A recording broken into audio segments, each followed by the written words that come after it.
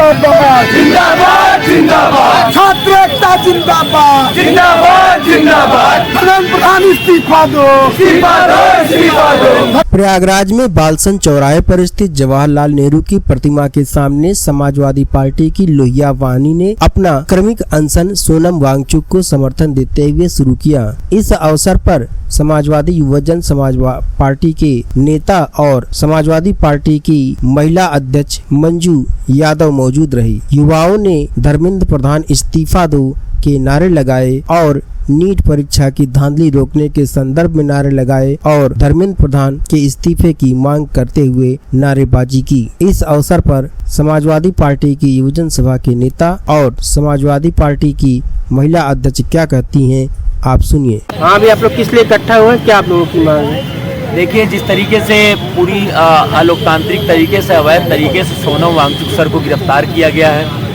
और उस अदद बूढ़े आदमी को गिरफ्तार किया गया है जो इस देश की शिक्षा प्रणाली को बचाने के लिए, इस देश की शिक्षा व्यवस्था को बचाने के लिए, इस देश के मानव अधिकार और लोकतंत्र को बचाने के लिए पिछले 20 दिन से भूख हड़ताल पे बैठे और वो प्रोटेस्ट पूरी तरीके से प्रशासन द्वारा परमिशन था उसका, लेकिन जो सरकार पूरी तरीके से जुल्म आताताई पे उतर आए, जो सरकार पूरी तरीके से अपने सिद्धांत विहीन हो जाए और हृदयहीन हो जाए, जिसमें मानवता भूल जाए, हमदर्दी भूल जाए, वो इसी तरीके से काम करती है। लेकिन अभी तक हमारी ये मांग थी कि एनडीए को बर्खास्त किया जाए और धर्मेंद्र प्रधान अपने पद से इस्तीफा दे और शिक्षा प्रणाली में सुधार हो।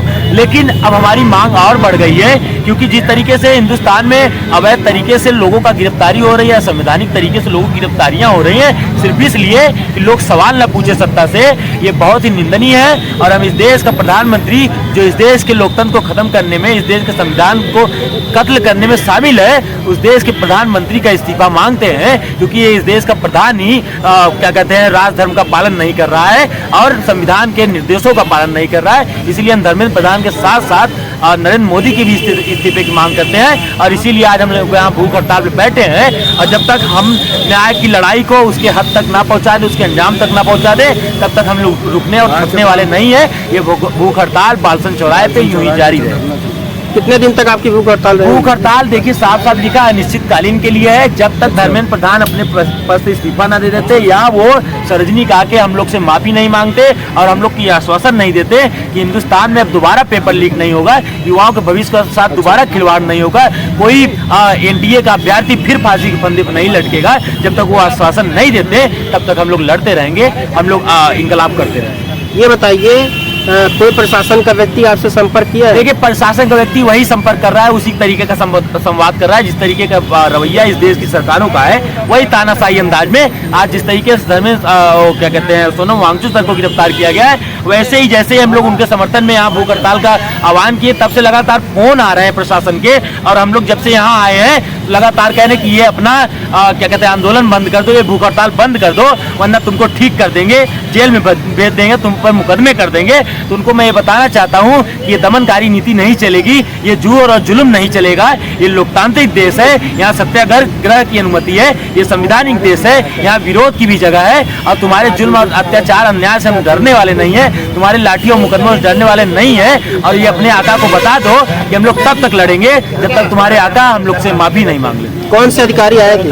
देखिए, यहाँ एसीपी आए हैं और क्या कहते हैं स्थानीय थाना अध्यक्ष भी आए हैं और उनके जो भी सहयोगी साथी हैं सब लगातार आए हैं, लाइव लोग आ रहे हैं, हमसे बातें कर रहे हैं और ज्ञापन देने की बात कर रहे हैं। लेकिन देखिए, फिर हिंदुस्तान में लगातार नौजवानों के द्वारा और तमाम क्या कहते हैं समाजवादी और तमाम संगठनों के द्वारा सरकार को ज्ञापन दिया जा रहा है, डीएम ज्ञापन दिया जा रहा है, रक्त से राष्ट्रपति को पत्र लिखा जा रहा है। लेकिन सोचिए, जो पूरी तरीके से निष्ठुर और निर्मम हो जाए उनसे क्या ही असंवेदना की उम्मीद की जाए। इसीलिए सरकार पूरी तरीके से संवेदनहीन हो चुकी है, ये मानवता और आदमियत को भूल चुकी है। इसीलिए अब इस सरकार से लड़ने के लिए हमें सड़क पर उतरना पड़ेगा, इंकलाब करना पड़ेगा। अपना परिचय दे दीजिए। मेरा नाम सद्दाम अंसारी है, मैं इलाहाबाद विश्वविद्यालय का छात्र हूँ।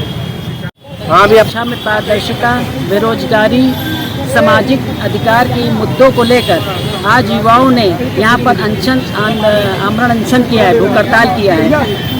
उसके लिए युवाओं की आवाज़ को मैं उनके इसको सलाम करती हूँ सोनम वांगचुक जी जो पर्यावरण की समस्या और शिक्षा, ये उनका जीवन का उद्देश्य, उनके जीवन का उद्देश्य है। वो अपने उस पर जंतर मंतर पे जो धरना प्रदर्शन कर रहे हैं, शांतिपूर्वक कर रहे हैं। आज 20 दिन उनको हो गए भूख हड़ताल में, उनको आज जबरदस्ती उठाकर वहाँ जंतर मंतर हटा दिया गया है। जिस तरह से उनको हटाया गया है जबरदस्ती करके, जो बिना वर्दी में पुलिस वाले आकर उनको हटाए, उनकी जांच होनी चाहिए। ये बहुत ही निंदनीय है और युवाओं के साथ भविष्य का खिलवाड़ नहीं होना चाहिए। युवा जब भी सड़क पर उतरता है तो एक पूरी ताकत के साथ उतरता है। वो सड़क से लेकर सदन तक की आवाज को हिलाने का काम करता है। युवाओं के साथ में पूरी लोग, हम सब लोग साथ में हैं। इनके भविष्य साथ खिलवाड़ नहीं होना चाहिए। धर्मेंद्र प्रधान जी इस्तीफा दें। हमारे देश के प्रधानमंत्री जी हैं, वो सिर्फ विदेश घूमने का काम करते हैं। पेपर लीक हो रहा है, नौकरी की वैकेंसी निकलती है, नौकरी नहीं मिलती लोगों को, और क्या कहते हैं कि जो भी पेपर देखिए वही लीक हो जा रहा है। तो ये भविष्य के साथ खिलवाड़ हो रहा है। हमारी यही मांग है कि शिक्षा और रोजगार जो दोनों युवाओं को मिलना चाहिए। नहीं तो ये बच्चे जो है, हज़ार युवा इकट्ठे होकर सड़क से लेकर सदन तक एक आवाज बनेंगे और इनकी आवाज सदन को हिलाने का काम करेगी। धर्मेंद्र प्रधान जी इस्तीफा दे। मंजू यादव, महिला महानगर अध्यक्ष, समाजवादी पार्टी।